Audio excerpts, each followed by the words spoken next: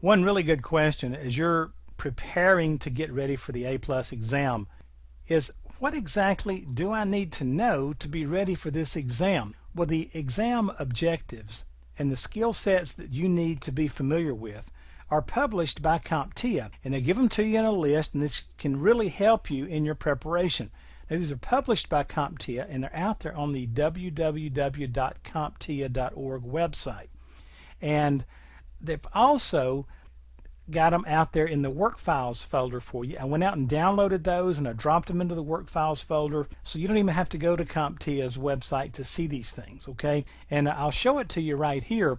This is what the PDF file looks like. And again, look in work files folder and you'll see this. Notice the exam objectives for 220-801, they break them down into what they call domains or sections.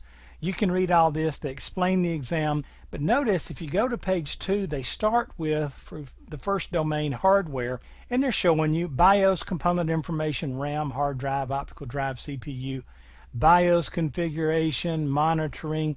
Then they get into motherboard components, purposes, properties. Notice sizes of motherboards, the ATX form factor, the micro ATX, the ITX. And so we're going to go through most of this stuff in this course. Now, we won't hit all of it, but we're going to get most of it, okay? So CompTIA makes it very clear to you what you should be familiar with to go sit this exam. Now, understand that the topics will not change between tests, and I want to warn you about something here, okay? The questions from test to test may change. For that reason, do not try to prepare for this exam by talking to someone else who went and set the exam 2 weeks ago, all right?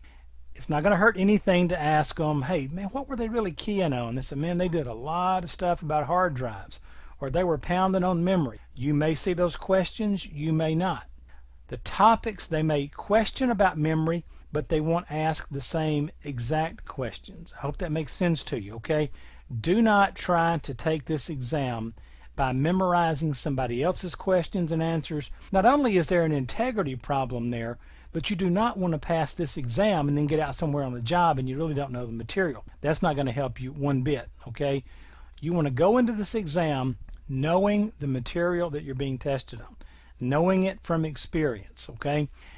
Next up is a question that comes up a lot of times.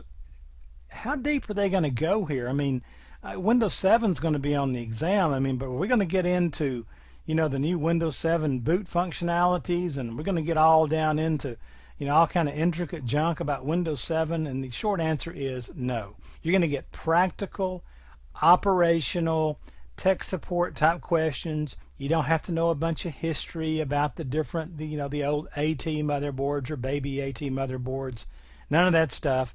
CompTIA generally suggests that you should have about 12 months of hands-on experience in the lab or the field. And I know what some of you are saying, wait a minute, I'm taking this exam to try to get certified so I can go get a job and get some experience.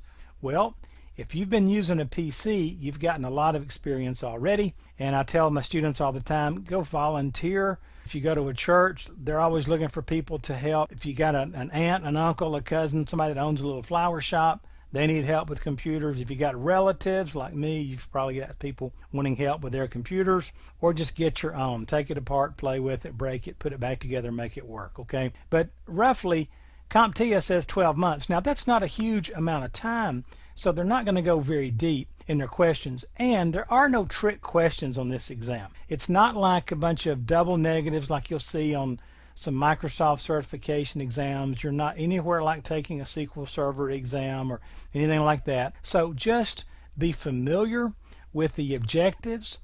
Print those objectives out from the work files folder. Read over them. When you look at a topic, okay, like motherboard form factors, and you're like, man, I'm not too sure about that. If you can't discuss that particular topic with a little bit of knowledge just off the top of your head, that's something you need to go study, okay? So we're going to go through a lot of this, but this is what you need to know. It's printed on that sheet.